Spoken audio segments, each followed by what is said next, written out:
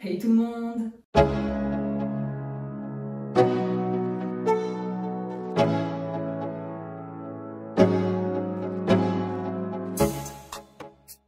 J'espère que vous allez bien. On se retrouve aujourd'hui pour un nouveau vlog rénovation en bonne compagnie en plus de ça, donc c'est parfait. Si vous n'avez pas vu le précédent vlog, c'est celui dans lequel j'ai terminé à 100% mon bureau à l'étage et dans lequel j'ai inclus plein de petits do-it-yourself, comme par exemple une lampe que je crée ainsi qu'une toile et aussi un maillon de chaîne un petit peu effet pierre. Donc si jamais ça vous intéresse, je vous mets ce vlog en fiche en haut à droite. Et surtout, je vous mets aussi toute la playlist des vlogs rénovation. Aujourd'hui, on se retrouve pour quelque chose de bien différent puisqu'on va s'attaquer à la cloison de la chambre. Celle qui va venir séparer l'espace dressing de l'espace lit. Donc ça va être une belle avancée. Je suis très contente qu'on puisse commencer ça et je vais donc vous laisser avec la vidéo. Aujourd'hui, on va s'attaquer à la cloison qui va être ici entre le coin dressing et le coin lit. En amont, mon chéri s'est déjà occupé de changer cette prise. Il a fait en sorte de mettre 2 interrupteurs au lieu d'un pour que quand on allume celui-ci, on n'ait que le spot du dressing qui s'allume et de l'autre côté, avoir les 2 spots de la chambre. Comme ça, on pourra allumer la lumière de chaque côté de la cloison vraiment indépendamment. Maintenant, pour venir fixer le placo, on a une plaque de placo alvéolée qui nous restait d'un ancien chantier. Donc, on va venir fixer un tasseau au sol et un tasseau au plafond. Ensuite, il faudra faire coulisser la plaque de placo dans ces 2 tasseaux. Et pour bien les fixer comme il faut, on va utiliser un niveau laser.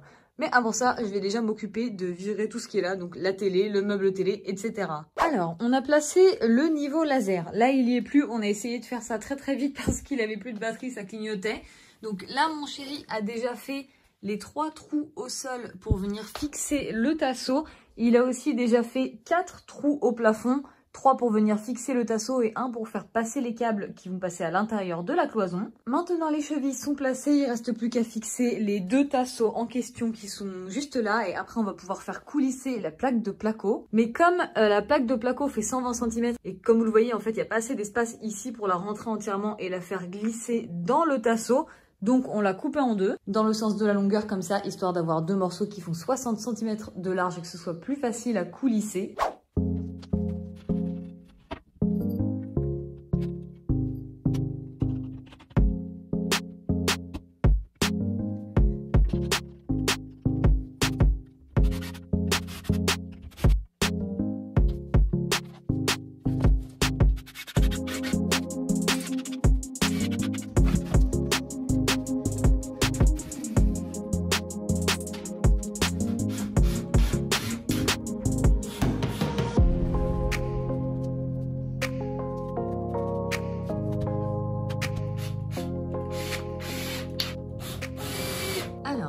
Maintenant qu'on a fait coulisser la demi-plaque de placo à l'intérieur, mon chéri a bien fait passer le câble ici, ça c'est tout bon. Et là on est venu refixer des tasseaux comme ça ici entre les 2 plaques, histoire de bien solidifier le tout. Surtout que finalement la télé sera sûrement accrochée au mur. Donc c'est d'ailleurs aussi pour ça qu'on a fait sortir le câble aussi haut. Vous le verrez peut-être un petit peu, le placo il est sale à certains endroits. Et ici on a dû utiliser 2 tasseaux au lieu d'un seul parce qu'on n'en avait pas d'assez large. Tout ça, c'est parce qu'on a récupéré quasiment donc tous les tasseaux et la plaque de placo sur un chantier qu'on avait déjà fait. Pour tout vous dire, il n'y a que le tasseau qui est en bas et là-haut. En fait, c'est le même tasseau coupé en 2 qu'on a dû racheter. On avait déjà tous les autres tasseaux, on avait déjà la plaque de placo, l'enduit, la peinture.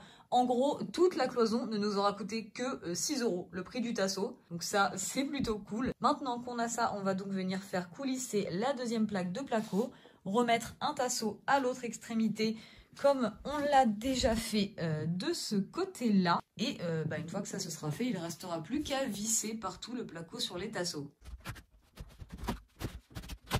Le 2e morceau de la plaque de placo est passé. Là, il manque plus que le tasseau qui va venir dans ce renfoncement. Et après ça, on pourra donc venir visser les plaques contre tous les tasseaux. Mais bon, c'est déjà une très bonne avancée. Nous, on va s'arrêter là pour aujourd'hui et on reprendra demain.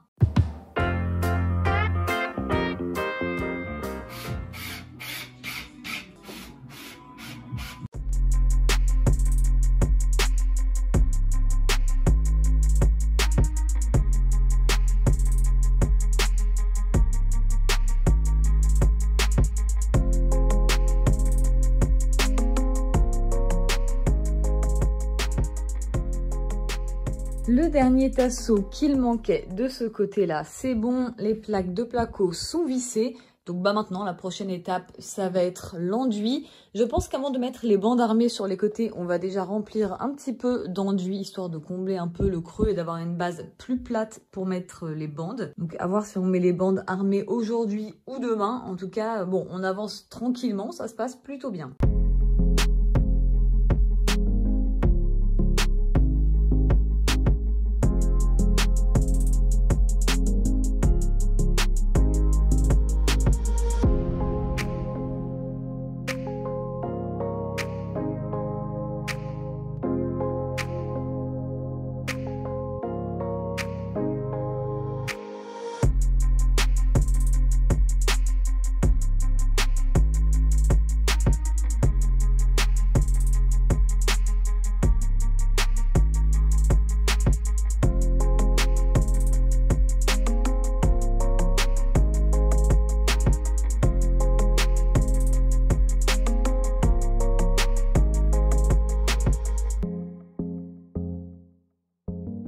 On a bien comblé les creux sur les côtés avec de l'enduit. On a aussi passé un petit peu sur les vis. Là, dès que ce sera sec, je vais venir creuser la rainure qu'on a au milieu. Et demain, on s'occupera de faire les bandes. Ça n'a absolument rien à voir avec ce qu'on était en train de faire, mais je voulais vous reparler de cette plainte. Je ne sais pas si vous vous souvenez, pendant un épisode précédent, je vous avais dit que Laïa avait attaqué cette plainte en faisant ses griffes dessus. Elle l'avait complètement dépouillée. Donc nous, on avait racheté une plainte pour la changer, mais histoire d'être sûr que ça ne se reproduise pas, je cherchais une solution pour qu'elle ne fasse plus ses griffes ici. Bon, elle est en train de manger en même temps que je vous parle, donc elle fait grave du bruit. J'avais testé la solution là-dessus, histoire d'être sûre avant de la changer, et ça a bien marché, elle ne s'y est plus jamais attaquée. Ce que j'ai fait, c'est que j'ai placé ça, vous pouvez trouver ça sur Amazon, sur AliExpress, en vrai sur pas mal de sites. C'est des genres de bandes autocollantes. Alors à la base, c'est fait pour protéger les canapés. Donc ça vient se coller, je vais vous montrer. J'ai déjà préparé les nouvelles plaintes du coup qu'on va changer. Je sais même pas si vous le verrez, enfin vous le verrez parce que ça brille forcément. En gros, ça vient plastifier les plaintes comme ça. Ah, à la lumière, vous voyez ici parce qu'il y a des toutes petites bulles d'air, mais je vous avoue que en vrai, ça se voit pas du tout. Donc là, j'ai plastifié entièrement les plaintes pour pouvoir venir remplacer celle-ci. Et je vous avoue que je suis hyper contente que cette technique marche parce que là franchement je n'avais pas trop d'autres solutions pour les protéger. Après il y a aussi l'arrivée du nouveau tapis qui a fait que maintenant Laïa fait un peu ses griffes sur le tapis et vous savez quoi, et ben c'est pas plus mal. Ça y est, j'ai remplacé la plainte, elle est toute belle, toute neuve. Ici j'ai fait un petit éclat quand j'ai décollé celle d'avant. Donc de toute façon, je vais juste faire un joint d'acrylique tout le long et ça sera nickel. Et voilà, maintenant que l'acrylique est posé, ça rend vraiment nickel. Ouais, là il y a un petit peu de peinture sur la porte. C'était déjà là quand on est arrivé, hein. Je vous rassure, mais quand on finira par changer cette porte, c'est vrai qu'on s'en est pas occupé. Et tant qu'à faire, j'ai aussi fait la petite plainte d'en face. Je l'ai protégée et j'ai mis pareil un petit joint d'acrylique. Donc là, c'est nickel. Je suis contente parce que c'est vraiment le genre de petits détails qu'on a tendance à laisser traîner. On a finalement passé une deuxième couche sur les côtés, histoire de vraiment bien remplir et bien clean. Et ouais, bon, comme vous pouvez le constater ici, il y a la télé. Et surtout, pendant ce temps-là, mon chéri, lui, s'est occupé de raccorder les deux prises qui sont juste ici. Donc ça, franchement, c'est très très cool. Au moins, bah, comme vous pouvez le constater, cette nuit, on a pu regarder la télé dans la chambre. Donc, comme je vous le disais, deuxième couche d'enduit partout ici et sur les vis. Là, c'est pareil. Et vu que l'électricité a été passée, mon chéri en a profité pour retirer les prises qui étaient ici. Et bon, sans surprise, hein, comme aucune prise n'était alignée les unes aux autres, on se doutait bien qu'elles avaient chacune un plot et que c'était pas un grand plot avec les 3 prises dedans.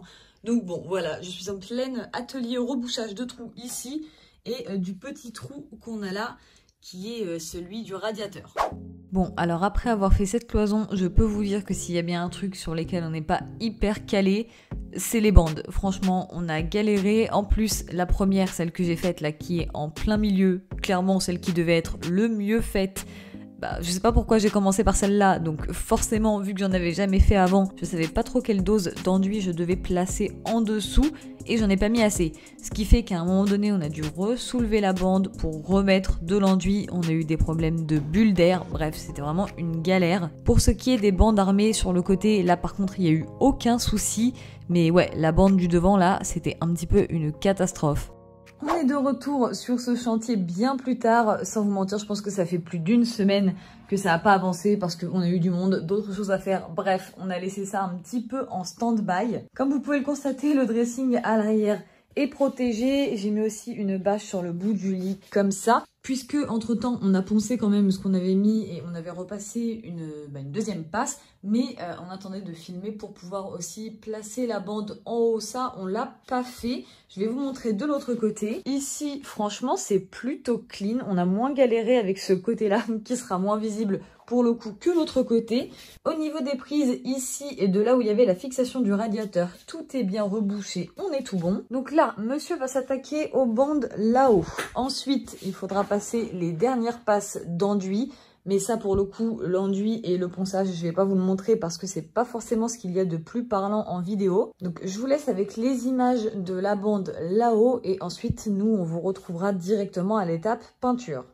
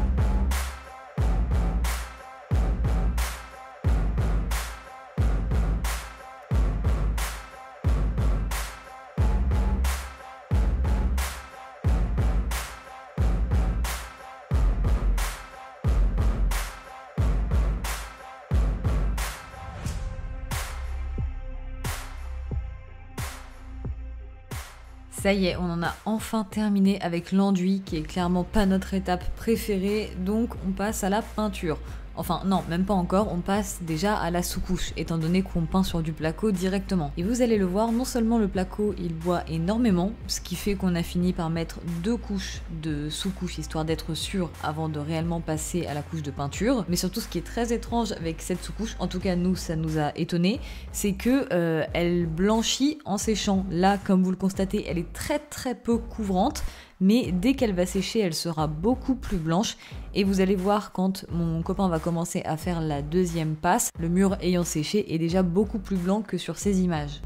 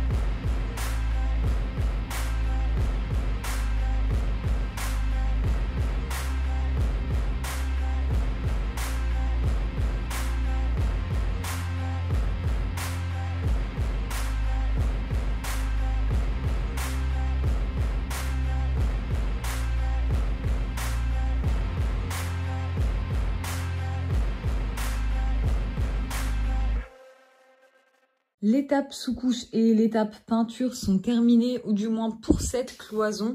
Et nous, on va se laisser là pour cet épisode parce que c'est vrai que ça nous a pris plus de temps que prévu. En même temps, c'est aussi de notre faute, on n'a pas avancé pendant un moment. Mais surtout, il y a eu quelques changements de plan. Donc là, sur ce mur, on a fait donc 2 passes de sous-couche et une seule passe de peinture. C'est pour ça qu'on voit encore un tout petit peu les bandes à certains endroits. Mais finalement, c'est pas très grave puisque ce mur ne va pas rester blanc. C'est pour ça que pour le moment, on n'a pas non plus mis les plinthes en bas. Le mur de gauche, là, n'a pas encore été repeint. Donc, il y a encore les traces d'enduit juste ici. Je vous montre rapidement ce que ça donne à l'arrière de la cloison avec déjà une couche de peinture blanche. Le plafond, pareil, ça n'a pas encore été repeint. Donc, pour l'instant, on voit bien toutes les traces d'enduit. Mais on va faire tout ça dans le prochain vlog. Du coup, on va certainement poser du papier peint sur cette cloison. Donc, on viendra faire papier peint, remettre les plinthes. On doit aussi accrocher la télé au mur ainsi qu'une barre de son qu'on a commandé à accrocher au mur également. Avant ça, déjà, il faudra repeindre le plafond, repeindre cette cloison et surtout... le dressing, finalement, on va revenir un petit peu dessus. Vous l'aurez peut-être constaté au cours des précédents vlogs, il y a quand même un tout petit espace ici, le long du mur. Et pareil, au niveau du sol, attendez, je soulève la bâche. Au niveau du sol, vu qu'en plus le sol n'est pas droit, on a un petit jour comme ça. Et je pense avoir trouvé une solution pour régler ce problème. Donc, le rendre vraiment sur mesure, puisque avec cette solution, on va aussi pouvoir monter le dressing jusqu'en haut du mur jusqu'à ce que ça touche le plafond. Donc là, ça fera vraiment dressing sur mesure de haut en bas et de droite à gauche. Enfin bref, plein de petits trucs vraiment cool qui vont nous permettre de terminer cette chambre à 100% dans le prochain vlog. Donc je suis hyper contente. J'espère quand même que cette vidéo vous aura plu. Si c'est le cas, n'hésitez pas à liker, commenter, ça me fait toujours super plaisir.